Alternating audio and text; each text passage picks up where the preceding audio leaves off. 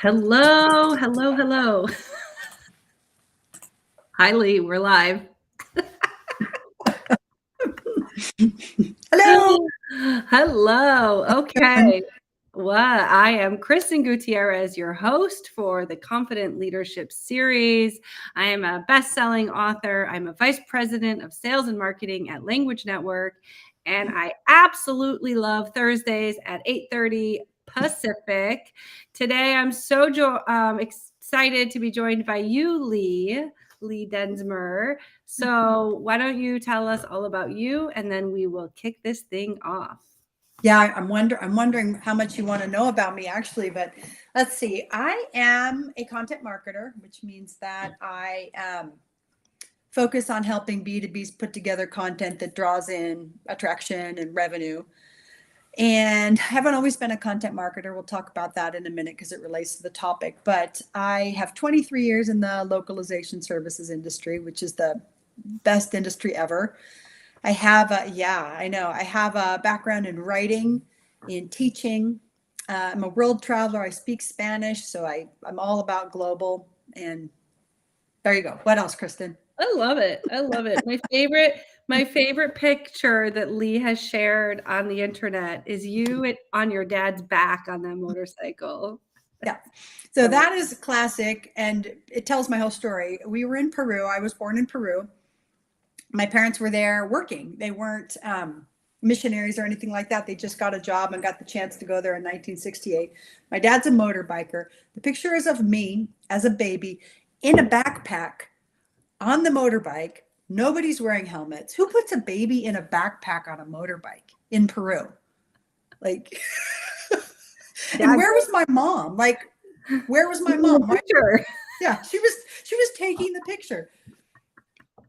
I love it. I love it. You have to share that one again soon. Okay, so today's topic, upskilling fast, keeping yourself current. Ooh, this sounds so like I can't wait to dig into this, right? So when we say that, what comes top of mind for you? Yeah, most industries move so fast, and employees need to keep their skills current so they can effectively do the job, so they can get promoted, so they can get good performance evaluations, so they don't get left behind. And I think a lot of people aren't proactive about upskilling, and that's a problem in your career. So in other words, some companies give you opportunities to upskill. They give you a budget for education. They let you attend conferences, but that is not the same as a proactive approach where you kind of take your career by the horns and do your own upskilling. And I think that's everybody's responsibility. Not every company is going to say, go upskill because it benefits the company.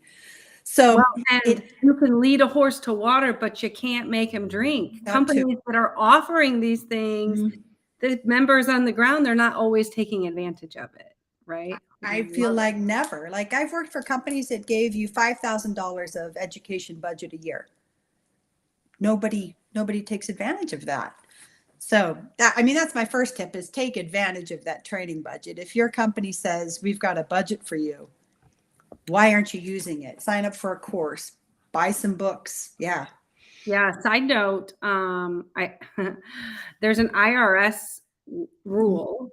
So if you're a business owner or a CEO, or you have influence to change the HR documents and policies and plans, you can add in to the plan this $5,250 budget, and it has to be applicable to all employees, but it's a tax write-off for the business. Yeah. So you can give your employees this benefit and this financial benefit to go upskill, and we'll just talk about the other things later, but you can give them this, and then you as a business get a write-off.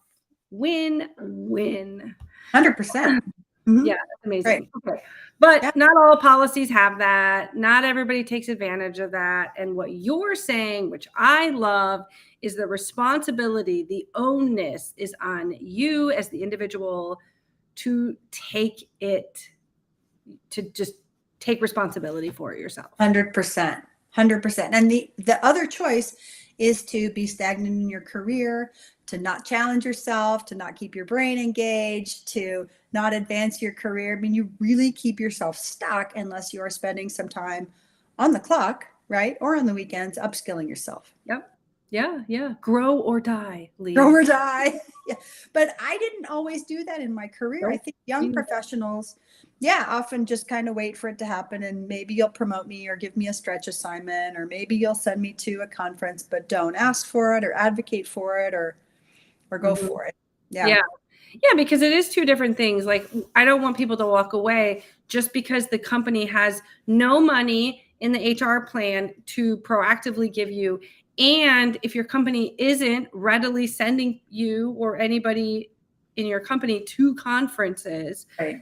what are all of the other ways in which we can upskill? Because this is a topic obviously very near and dear to my heart as I help individuals climb the corporate ladder, get out of their own way, achieve better outcomes for their business, right? And ultimately seek more fulfillment, be more fulfilled in their jobs. Right.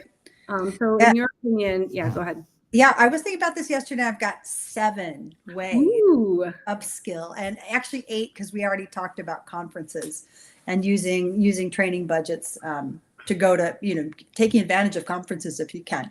Okay, so the first way is, I'm going to take notes. I know, yay. I'll just give you my notes. The first way is to subscribe to industry newsletters or newsletters about your craft. So I subscribe to maybe like 8 content marketing newsletters, and I often read them. So subscribe to newsletters, read articles. Another thing, like in my industry, there's a great industry magazine called Multilingual that I read cover to cover.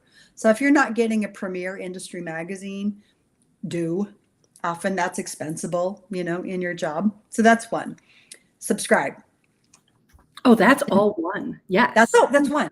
That's I'll one. never I've got forget, more. like, my first job was in downtown Chicago working in this industry, and I rode the bus with my boss. We were on the same bus line, and I read Multilingual magazine, and we would talk about it, and like, so hear what we're saying and think maybe there's times in your career that you were doing these things and you didn't realize them. But yes, like, and I also love about your craft, right? So there's industry stuff, even if you're in our industry or not, like there's industry stuff you should learn, but there is, if you're a sales professional, if you're a marketing, if you're specifically a content marketer, if you're a vendor manager, like read things about your function area. Your discipline.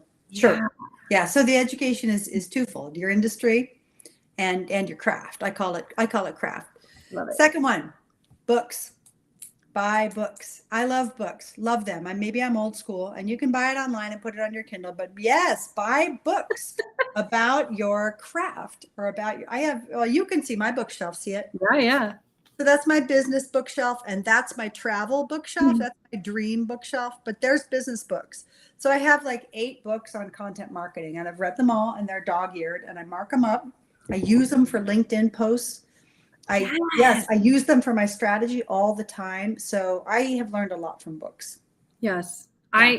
I think that this is a missed opportunity for a lot of people, because taking something that you read and regurgitating it in a platform like LinkedIn, you are actually remembering the thing that you read by teaching somebody else. And then you're sharing this knowledge. And maybe you're putting your own spin on it. So no matter how you use that content, you're advancing your career. You're using it to build your brand. So yeah. And how much is a book? A book is like $15 to $25, and you can probably expense it if it's about your work. So this is not a heavy investment here. Love it. Books. Awesome. Books. And you've got a bookshelf behind you too. So online courses and Maven, Coursera. Courses can be expensive. Some for my craft are $1,000, like the Andy Crestodina course is $1,000. Buy the book instead of the course in that case. But some courses are worth it. And again, you could use your training budget for that. So if you're that kind of a learner, find the courses, take the course, get the certification. Love it. Yeah. 4, networking. So find the influencers, find the people online, find people that you admire who are either in the industry or peers in your craft, follow them, engage with their comments, eventually direct message them. Hey, I really respect you for, or this really interested me. And 50% of the time, you can develop a relationship and become kind of work peers. Mm-hmm. So networking is a huge way to expand your skills, and you're learning from other people, directly from other people. Yeah, right. And everybody wants, like, if it's Lee, for example, and you're scared to reach out to Lee, Lee wants you to reach out to her. She'd be more than happy to like dedicate her time to even hopping on a call with you. I know I have done that a ton. Right. And it's very easy to interact with everybody on the comments, like you were saying on LinkedIn, for example, and really contribute to the conversation that one of these influencers is having, even if you don't understand or you have a differing opinion. You can ask the question or you could share that opinion. Right. And learning will come of that. Mm-hmm. Right. I have learned so much from my year-long activity on LinkedIn, generated new ideas, developed my own take on things, and built some relationships with really smart people who I learn from every day. And so that's kind of organic, and it's actually really fun. I mean, interacting with smart people is really fun and fulfilling in a different way than reading a book. So yeah. Network. Number 5, ready? Yes. Volunteer. Yes. Find a way or an organization where you can volunteer to engage, maybe with a cool mission-driven organization using your skills. So for example, if I'm a writer and I have a passion for, I don't know, conservation, maybe I can find a nonprofit that will let me blog for them. Yeah, a lot of people in our industry are volunteering with women in localization. That's a good opportunity to meet people and upskill and become and use your skills. It really is. Like, I found my job at NetApp because of women in localization. I've met lifelong friends because of women in localization. I've got closer to people who, for me, were historically like untouchables, right? Like, ooh, there's like, they are like really high up the food chain and they are, yeah. And so organizations like that, man, like they give way more than you have to give. Like they give to you, you receive way more than you give. But there's plenty and plenty of opportunities, no matter the industry you're in, no matter their role. And the other thing about volunteering is, another way to look at it is stretch yourself into a capacity maybe that you aren't like so comfortable already in, right? I know, like, I don't know how to give it to an example, but maybe because I see that makes sense to you, right? Like, because it's an opportunity. It's a volunteer stretch assignment. So you're like, I'm here, I'm free, I want to help you. Can I help you like with your social media? I'm learning, but I want to help you volunteer to up your game in social media. So, take me up on that and I'll figure it out. Yeah. I love it. Right? So are you ready for 6? 6. Okay. Get feedback. Yes. Okay. Be open in asking for feedback. Don't be scared of feedback. I mean, a lot of us are scared of feedback. Like, I just want to kind of close my eyes and not hear what you have to say, but be confident enough to ask for feedback on your performance and get concrete suggestions about how to improve. And your boss will appreciate that. You can say, look, I finished this project. How do you think I did? Do you think I have any skills gaps? Feedback is a gift. And it's hard to learn how to receive feedback. So I was in the BLIS, the Brazilian Language Industry Association webinar yesterday. I was giving a webinar on branding, personal branding, and actually I assigned it as a homework for everybody who was there, is to go ask for 3 pieces of feedback from different people. go ask 3 different people for feedback, because it is an art to learn how to take this. Sometimes it is constructive, right? Mm-hmm. Yeah. Also knowing how to give feedback. Yeah. Also, right. And then you are helping somebody upskill when you say, look, you did a great job, but I think you have some skill gaps in SEO or whatever. Right. How else do you identify skill gaps? It's a little bit of a hunch on your part, unless somebody says, to do this job better, I really think you should go learn paid media, whatever. Yeah. Yeah. Love it. Yeah. So the final one, ask for stretch assignments. Mm-hmm. So, and it follows on the heels of getting feedback. You know, I want to learn. I see you've got this need on the X team. Can I contribute there? I'm looking for a stretch assignment. You know, here I am, use me. You won't get a stretch assignment unless you ask for it. Yeah. Right. No, you're not going to. Most companies and managers are just happy to let you keep, you know, checking the boxes on the job you're currently doing. Mm-hmm. Yeah, I actually, in my community, I coach people who are looking to climb the corporate ladder on how to, like, I consider it a 2-prong approach in order to grow beyond your role, get the next raise, get the next title. Half of it is what you do externally, building this thought leadership, and the other half is internally. Mm-hmm. And I say that when you are growing within your company, you have to see the opportunity for a stretch assignments, like you're saying, and you have to ask for them, right? And you have to tell your boss constantly that you're also ready and willing for these when they come around. Right. What happened at my last employer is this platform, this program became available, right? And I immediately raised my hand and I asked my boss, hey, can I do this? A senior vice president was leading the initiative previously. And Mike's like, yeah, do you want to? Do you want to? Because it just fell on my lap, right? And I said, yes, like if the business supports that, yes, I want to take this initiative on. And sure enough, then I managed that initiative.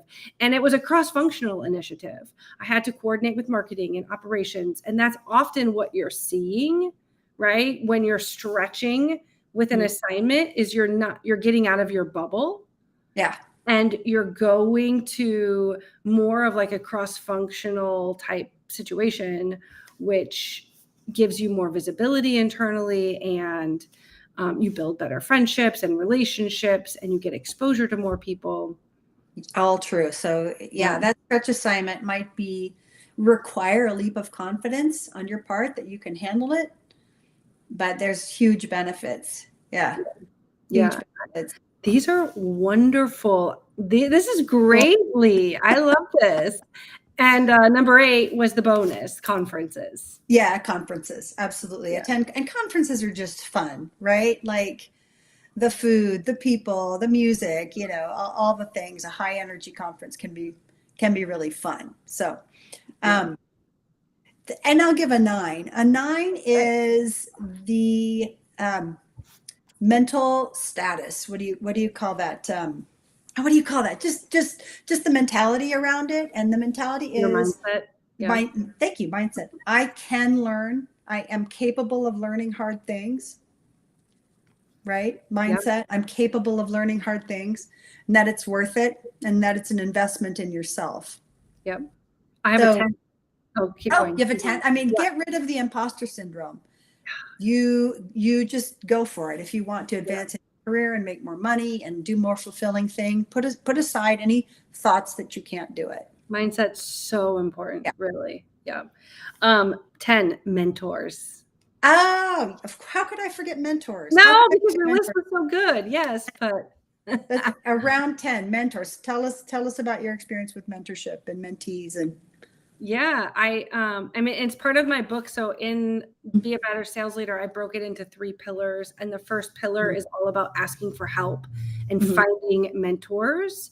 And then that third pillar is all about growing beyond your role and professional development, right? So in my experience, you have to ask for mentors, right? And often it could be a person in your organization, one level up, cross-functional to you, more than one level up. I know I had to ask my CEO to mentor me, and because he's a CEO, he was very busy, and so I had to ask him a few times, right? Because like, you had to overcome the fear of failure or rejection that maybe this person is ignoring me and they don't want to mentor me. But ultimately, then I have interviewed people through Women in Localization and just kind of throughout my career who there's been like formal mentor programs in their companies. And I'll never forget, somebody was telling me that she was given a mentor. So she was being mentored, and this guy was like in a totally different department. And she's like, well, I don't know how this is going to work. But she thought, wow, what an amazing experience at the end of it, because he had different perspectives and a different take on things. And so that's my experience with mentors, is you have to ask the person, you have to respect their time then. And when it runs its course, it's run its course. Sure. But don't be only so narrow focused that you're looking like at who's in front of you or who makes the most sense. Try to stretch yourself to other people that you know in other departments or other roles or other companies who are where you're trying to go. Yeah, I like it. Yeah. Okay, so let's go over the 10. Okay. Newsletters, magazines, so publications, books, there's my shelf, online classes that are paid, networking on LinkedIn, finding your peers and building those relationships, volunteering was number 5. 6 was asking for candid feedback. 7 was asking for stretch opportunities. Forget what 8 was. Conferences. 8 was conferences. What was 9? Mindset. Mindset. And that's the word I had a hard time remembering. Yes, 9 is mindset and 10 is mentorship. I love it. Yeah. Yes. That's a lot. It's a lot of ways that you can upskill and improve skills. Yeah. Yeah. This topic is so near and dear to my heart. I'm really grateful, Lee, for you and your time today, because I think we need to share this information. I froze. You're fine on my side. I think we need to share information like this over and over and over and over and over again, so that people hear it, because we do. I think ultimately, as we started off, we as individuals have to take responsibility and accountability for growing beyond our role, for upskilling. It's on you. So some may be listening to this and thinking, oh, this applies to young professionals. And yes, it does. It applies to people right out of college in their early career, but it also applies to millennials and Gen Xers, because I haven't reached the pinnacle of my knowledge yet. Yeah. And if you think you have, well, probably not. There's always something else to learn. Maybe that's point number 11. There's always something else to learn. Always be learning. Yes. Always be learning. And like, even later in your career, to stop upskilling and to stop learning is only going to hurt you. Unless you're retiring tomorrow. And I don't, you can stop learning the week before you retire. But then what? I hope you have enough money for a yacht. Yeah, but then what? Then what? I don't know. I know. Listen, Lee, I cannot believe how fast the time goes. So to wrap it up, tell us, I know you introduced yourself to my audience. People who don't know you, please connect with Lee, add her on LinkedIn, do the things that she suggested, do them with her on her posts, slide into her DMs. But let's just end with tell the world what type of work you're looking for right now. Like, how can we find projects and programs for you? Thank you. Well, my main client is language services providers, and I help them build out content programs that drive awareness and generate leads. So if you are struggling with getting blogs written consistently, or getting ROI on your lead magnets, or a newsletter program, any of the things that comprise a content program, that's where I can help. Yeah. Lee is the best of the best. Thank you. Yes. It's been a privilege getting to know you over this past year, Yeah. more so than we historically knew each other in the past, right? Yeah. But let me know how else my audience, my community on LinkedIn can support you. And we are here for you. Thank you so much. Of course. Yeah. My pleasure. For your insights. Cool. Okay. Bye.